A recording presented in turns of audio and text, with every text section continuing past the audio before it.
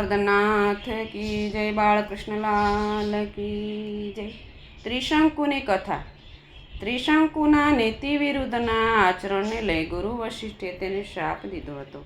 આ કારણે તે ચાંડાલ થયો, પણ ગુરુ વિશ્વામિત્રે તેના શાપનું નિવારણ કર્યું અને તેને સદેહે સ્વર્ગ પ્રાપ્તિ મોકલ્યો। દેવોએ તેને સ્વર્ગમાં સદેહે આવતો જોયો એટલે ઊંધે માથે પાછો પાડ્યો હતો, પણ વિશ્વામિત્રે તેને ઊંધે માથે જ આકાશમાં લટકાવી રાખ્યો અને હજુ પણ ત્રિશંકુ તારા રૂપે દેખાય છે।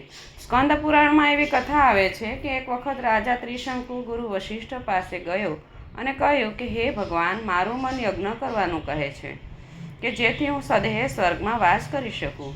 તો વશિષ્ઠે કહ્યું કે હે રાજન, હું સાચું કહું છું તો આ માનવ શરીર સાથે સ્વર્ગમાં જઈ શકાય તેવો કોઈ યજ્ઞ જ નથી। તે કોઈને સદેહે સ્વર્ગમાં જતો જોયો હોય કે સાંભળ્યો હોય તો અમને કહે। તો રાજાએ કહ્યું કે હે ગુરુ, આપને માટે કાંઈ અશક્ય નથી, તમે ધારો તે કરી શકો એમ છો, માટે હું તમને વિનંતી કરું છું, જો તમે મને યજ્ઞ નહીં કરાવો તો હું બીજા કોઈ બ્રાહ્મણ પાસે જઈને તેવો યજ્ઞ કરાવીશ।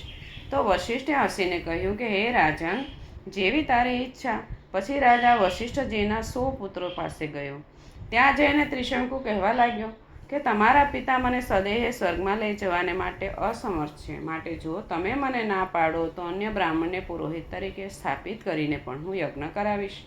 તો ગુરુપુત્રોએ તેનું આવું વર્તન જોઈ શાપ આપ્યો। તે હિતકારી ગુરુનો ત્યાગ કર્યો એટલે તું પાપી બન્યો છે, માટે તું ચાંડાલ બની જા।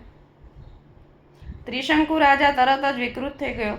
તેણે રાત્રિના સમયે નગર પાસે જઈને પુત્રને અને મંત્રીઓને નગર બહાર બોલાવ્યા અને બ્રાહ્મણના શાપની વાત કરી। તેણે રાજપુત્રને ગાદી ઉપર બેસાડવા મંત્રીઓને આજ્ઞા કરી અને પોતે જંગલમાં તપ કરવા ચાલ્યા ગયા।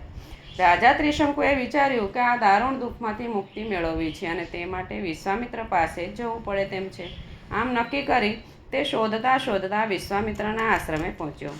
ત્યાં ઝાડની નીચે તેજસ્વી મૂર્તિ વિશ્વામિત્ર બેઠા હતા। ત્રિશંકુએ દૂર ઊભા રહી પ્રણામ કર્યા અને બોલ્યા કે હે મુનિવાર, વશિષ્ઠ ઋષિના પુત્રોના શાપને કારણે દુઃખી થયેલો હું તમારે શરણે આવ્યો છું।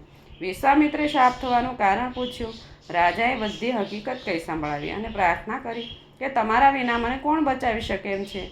હું દૂરથી આપના શરણે આવ્યો છું, કૃપા કરી મને શાપ મુક્તિનો ઉપાય બતાવો। તો વિશ્વામિત્ર અને વશિષ્ઠ ઋષિની સ્પર્ધા જગ જાહેર છે। વિશ્વામિત્રે ત્રિશંકુને સાંત્વન આપ્યું અને કહ્યું કે હું તારી પાસે એવો યજ્ઞ કરાવીશ કે જેથી તું સદેહે સ્વર્ગમાં જઈ શકીશ। પ્રથમ મારી સાથે તીર્થયાત્રા કરવા ચાલો અને ચાંડાલપણાથી મુક્ત બનો અને ત્યારબાદ તમે યજ્ઞ કરવાને અધિકારી બનશો। ત્રિશંકુ અને વિશ્વામિત્ર બંને તીર્થયાત્રા કરવા નીકળી પડ્યા। માર્ગમાં તેમને માર્કંડેય ઋષિ મળ્યા। તેમણે વિશ્વામિત્રની પાછળ આવતા ચાંડાલ વિશે પૂછ્યું એટલે વિશ્વામિત્રે ત્રિશંકુની ઓળખ આપી અને કહ્યું કે અમે ઘણી જાત્રા કરી, પરંતુ હજુ સુધી રાજા શાપ મુક્ત થયો નથી, મારી વાણી ફળતી નથી। એટલે માર્કંડેય ઋષિએ કહ્યું કે તમે આનર્ત પ્રદેશમાં હાટકેશ ક્ષેત્ર છે ત્યાં જાઓ અને નદીમાં શ્રદ્ધાપૂર્વક રાજા સ્નાન કરી ત્યાં આવેલા હાટકેશ્વર મહાદેવના દર્શન કરે તો તેનું ચાંડાળપણું દૂર થશે। બંને હાટકેશ ગયા। ત્યાં ત્રિશંકુએ શ્રદ્ધાપૂર્વક સ્નાન કર્યું અને પછી હાટકેશ્વર મહાદેવના દર્શન કરતાની સાથે જ રાજા ચાંડાલમાંથી મુક્ત થયો। ત્રિશંકુ શાપ મુક્ત થયો।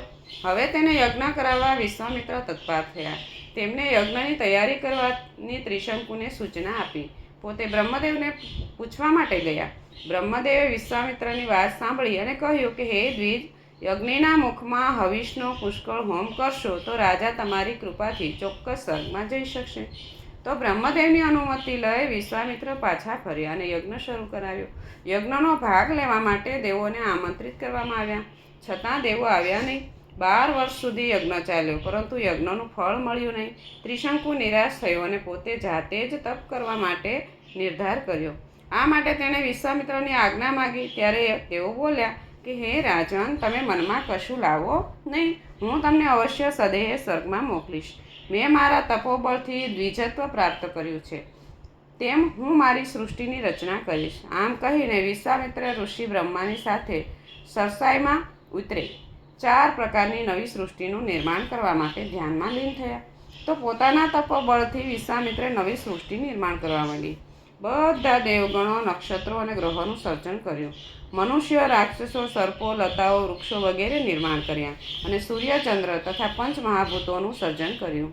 આકાશમાં બેવડા તત્વોની સ્પર્ધા થવા લાગી એટલે ઇન્દ્ર અને દેવ સમુદાય ભેગા થઈને બ્રહ્માજી પાસે ગયા અને વિશ્વામિત્રની નવી સૃષ્ટિનો વધતો જતો વ્યાપ અટકાવવા માટે બ્રહ્માને પ્રાર્થના કરી. બ્રહ્માજી પૃથ્વી ઉપર વિશ્વામિત્ર ઋષિ પાસે આવ્યા અને બોલ્યા કે હે મુનીશ્વર, તમે નવી સૃષ્ટિનું નિર્માણ કરીને તમારી શક્તિનું પ્રતિપાદન કર્યું છે, તેથી હું તમારા પર પ્રસન્ન થયો છું. ભલે ત્રિશંકુ મારી સાથે સ્વર્ગમાં આવે, પણ હવે તમે મારી આ નવરચનાનું કાર્ય થંભાવી દો. બ્રહ્મા ત્રિશંકુનો હાથ ઝાલી તેને સ્વર્ગમાં લઈ ગયા. બોલ ગોવર્ધનનાથ કી જય, બાળકૃષ્ણલાલ કી.